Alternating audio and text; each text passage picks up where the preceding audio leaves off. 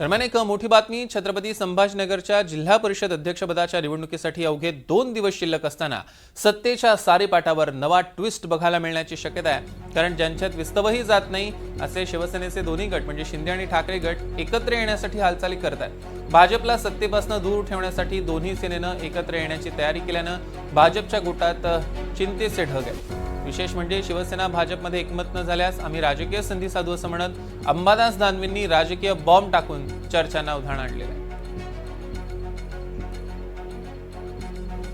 जिल्हा परिषद अध्यक्षपदाच्या निवडणुकीत मोठा ट्विस्ट आपल्याला बघायला मिळतोय।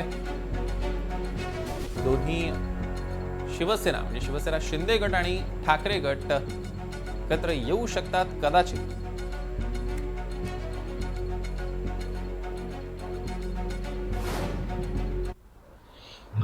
हे पहा, अजून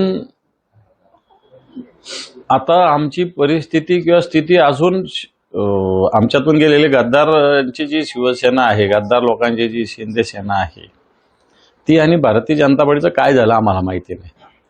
त्यांचं अलायन्स झालं तर मला असं वाटत नाही आमच्या रोलला काही अर्थ उरेल, आम्ही तटस्थ राहू।